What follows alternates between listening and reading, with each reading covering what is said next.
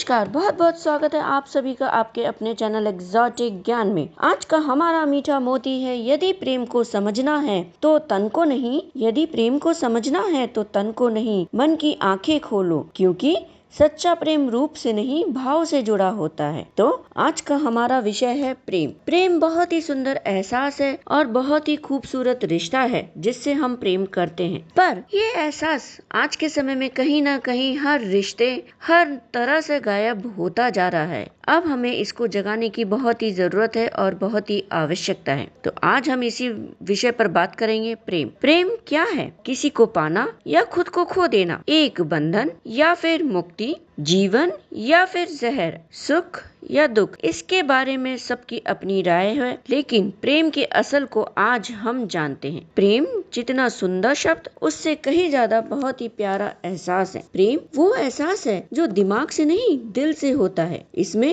अनेक भावनाओं व अलग अलग विचारों का समावेश होता है। प्रेम मोह और भक्ति के बीच की अवस्था है। स्वयं को किसी के प्रेम में समर्पित करना ही प्रेम है। जब आप प्रेम में स्वयं को भूल जाना और मैंपन का खत्म हो जाना सच्चा प्रेम है। जब आप किसी से प्रेम करते हैं तो आप जो करना चाहते हैं वह नहीं कर पाते। बहुत सारी मुश्किलें आती हैं, लेकिन साथ ही ये आपको अपनी तरफ खींचता चला जाता है। यह एक बेहद ही मीठा जहर है। यह जरूरी नहीं कि प्रेम इंसान से हो, आप भगवान के प्रेम में भी डूब सकते हैं। जब आप किसी से प्रेम करते हैं तो आप अपना व्यक्तित्व, अपनी पसंद नापसंद, अपना सब कुछ समर्पित करने के लिए तैयार होते हैं। प्रेम जीवन को आनंदित करने वाला वो सागर है जिसकी लहरों में जितना अंतर्मन हिलोरे लेता है, उतना ही बाहर का वातावरण भी रमता हुआ दिखाई देता है। प्रेम को परिभाषित नहीं किया जा सकता, क्योंकि यह किसी भी तरह की परिधि से मुक्त है। ध्यान और आध्यात्मिक साधना के माध्यम से परम प्रेम की अनुभूति होती है। जब आत्मा और परमात्मा के बीच संबंध गहरा होता है तो प्रेम की एक अलग और संपूर्ण अनुभूति होती है जो व्यक्ति की गहराई में रच बस जाती है। यह प्रेम आपके हृदय को छूता है और आपको दूसरों के साथ भी वही प्रेम बांटने की क्षमता देता है। यदि आप दिव्य प्रेम का थोड़ा सा भी अनुभव कर सके तो उसका आनंद इतना गहरा और अभिभूत करने वाला होगा कि आप उसे पूरी तरह से समाहित भी नहीं कर पाएंगे। ईश्वर प्रेम वो प्रेम है जिसमें आप पूरी तरह डूब जाते हैं। आपके पास खोने को कुछ नहीं रहता,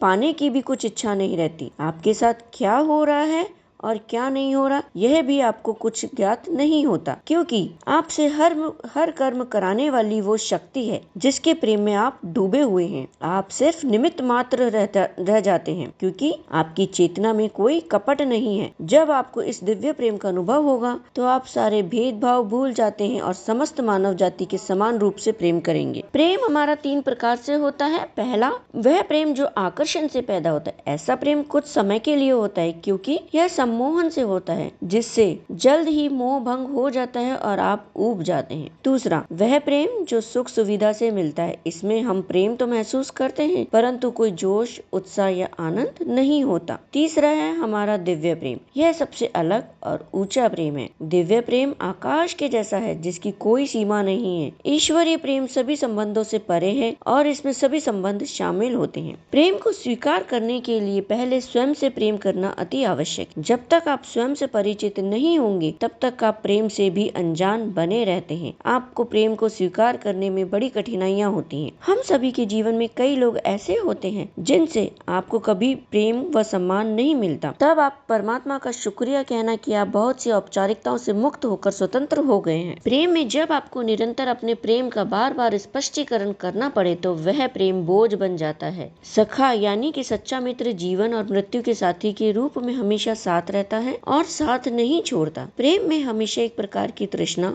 और अधूरापन होता है, जिससे प्रेम कभी पूरी तरह से पूरा नहीं होता। प्रेम वास्तव में अनंत है और इसका कोई अंत नहीं है। प्रेम को हमें केवल प्रेम रहने देना चाहिए, उसे कोई नाम ना दे। जब आप प्रेम को नाम देते हैं तब वह एक संबंध बन जाता है और संबंध प्रेम सीमित करता है। सच्चा प्रेम तो वह है जो कभी लेना नहीं जानता, सिर्फ देना जानता है। तो आइए हम सभी अपने दिलों में प्रेम के दिए जलाएं और इस प्रेम के दिए से अपने और दूसरों के जीवन के अंधकार को शुभ भावनाओं से दूर करने के लिए अपने कदम आगे बढ़ाएं और इस रोशनी से अपने अंदर की बुराइयों को मिटाकर सभी के जीवन में खुशहाली लाने के लिए निरंतर तैयार रहें। तो आप सभी का बहुत बहुत शुक्रिया। मिलते हैं हमारे नेक्स्ट वीडियो में। धन्यवाद आप सभी का।